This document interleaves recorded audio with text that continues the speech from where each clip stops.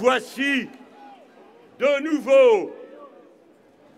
là où tout commence, quand il faut commencer en France,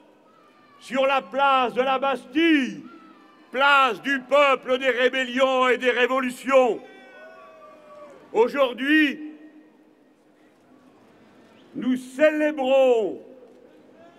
2 anniversaires et avec eux l'infinie patience du peuple, l'anniversaire des États généraux réunis qui, pour la première fois, affirmèrent la souveraineté du peuple face au souverain, et l'anniversaire de ce mai 2012 où, ayant réuni nos énergies sans barguigner ni négocier quoi que ce soit, seulement préoccupés d'atteindre nos propres objectifs, nous avons obtenu victoire contre celui qui incarnait l'austérité en Europe et le traité Merkozy par lequel nous avions été, nous, peuple français, odieusement trahis en faisant voter oui ce à quoi nous avions d'abord dit non. C'est nous, les victorieux, qui venons ce jour, 200 ans après, dire nous sommes toujours le peuple souverain et aucun monarque, fût-il républicain, ne nous imposera jamais sa loi. C'est nous qui, un an après, disons nous n'avons pas changé d'avis, nous ne voulons pas de la finance au pouvoir, nous n'acceptons pas les politiques d'austérité qui vouent notre peuple, comme tous ceux d'Europe, à une souffrance sans fin et dans objet. C'est nous qui commençons avec cette marche citoyenne, cette insurrection dont la patrie républicaine a besoin pour qu'il soit mis un terme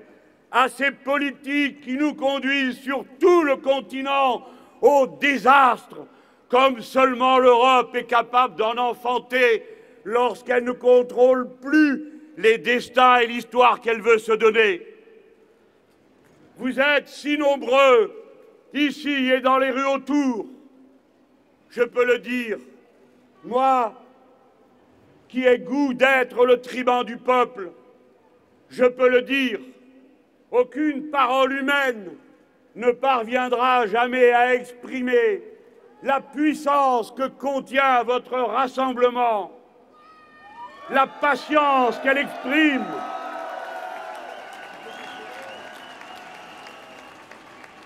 cette marche n'est certainement pas celle d'un homme, ni d'un parti, ni même d'un groupement de partis. C'est la marche du peuple qui se met en mouvement pour s'occuper de régler les affaires que les tout-puissants sont incapables d'administrer dans le sens de l'intérêt général et des besoins simples du grand nombre. C'est nous, cette puissance, qui avons préparé, dès lors que l'appel en a été lancé, ce rassemblement. C'est nous, par notre patience, préparant ces transports et préparant la conscience à construire autour de nous pour faire face aux tâches qui attendent le peuple français et qui nécessitent un haut degré de conscience, d'éducation, de préparation aux nécessités de la révolution citoyenne qu'il faudra accomplir. C'est nous qui portons, dans les plus grandes difficultés de l'existence parfois, au cœur des nuits qui des fois s'abattent dans nos cœurs et dans nos esprits, pour 1001 raisons que la vie et la société parfois font prévaloir contre notre goût de vivre. C'est nous qui portons en toutes circonstances la certitude de cette exigence morale que nous voulons transmettre à nos enfants, la certitude de cette joie qui naît en nous sitôt que nous observons les horizons promis dès lors que nous exercerions notre pouvoir sur le destin et le futur. C'est nous qui croyons avant tout qu'un autre futur est possible. Voici notre grande marche. Elle s'inscrit dans la vague des marées citoyennes qui, à Madrid, qui, à Lisbonne, non seulement ont déjà déferlé, mais déferleront bientôt de nouveau après cette marche-ci à Paris. Notre mouvement a le sens d'une implacable protestation que rien ne désarme, ni les manœuvres consistant à faire des promesses trahies, ni la résignation, ni la démoralisation. Une protestation sans faille contre les institutions monarchiques de la Ve République qui, en concentrant tous les pouvoirs sur une personne, déresponsabilise tous les échelons où chacun se sent permis d'être comme un petit monarque, hors de tout contrôle. Ces institutions soi-disant stables,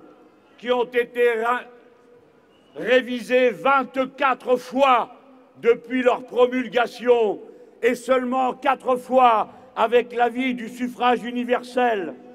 Ces institutions qui ont été modifiées 1 fois par an au cours des 10 dernières années sans qu'on ne demande jamais rien au peuple, alors que c'est à lui et à lui seul dorénavant d'être constituant.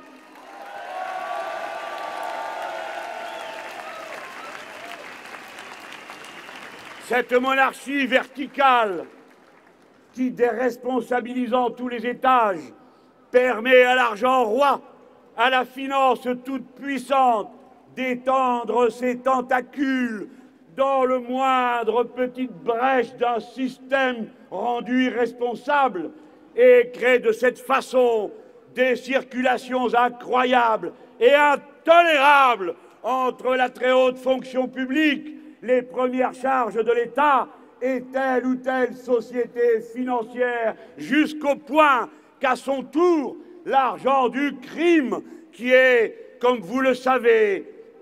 protégé dans les paradis fiscaux où il n'y a d'argent que du crime, peut étendre à son tour ses manigances jusque dans l'État. C'est pour en finir avec ce système que nous appelons à la convocation d'une assemblée constituante qui élirait des députés qui n'auraient été auparavant élus dans aucune assemblée et qui ensuite s'engagent à n'être jamais élus eux-mêmes dans aucune autre, de sorte qu'il n'est qu'un seul et unique travail à faire pour la gloire de tous, inventer en contact avec le peuple et ses assemblées primaires la Constitution dont nous avons besoin.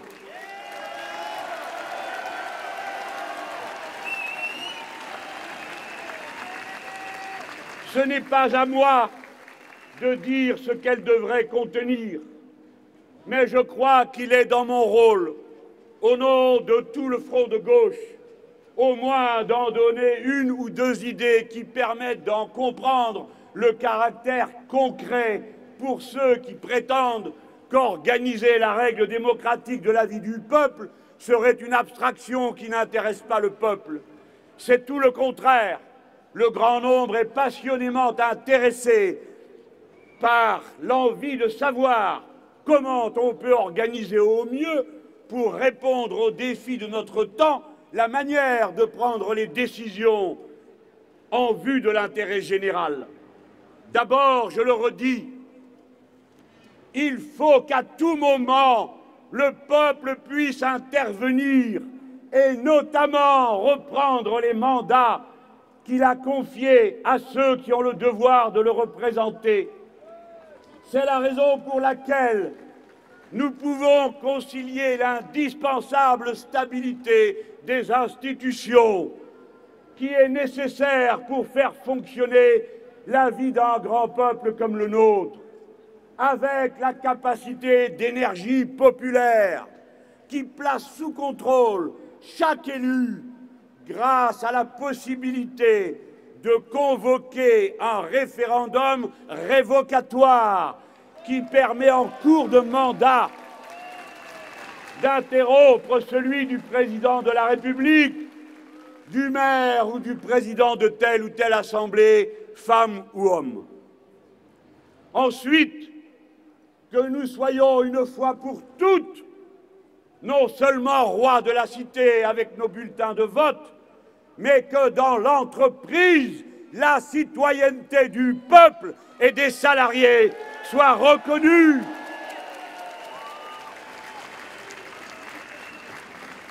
Et notamment ce droit sacré par-dessus tout de préempter la propriété du moyen de production quand les travailleurs en sont d'accord pour que la propriété sociale et l'intérêt général succèdent à l'intérêt particulier et la propriété privée.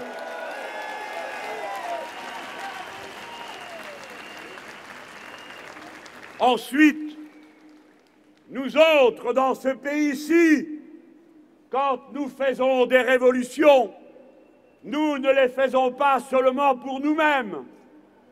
Nous ne les faisons ni pour une couleur de peau, ni pour une nationalité, ni pour une religion. Nous les faisons au nom des principes qui peuvent s'appliquer à l'humanité universelle tout entière.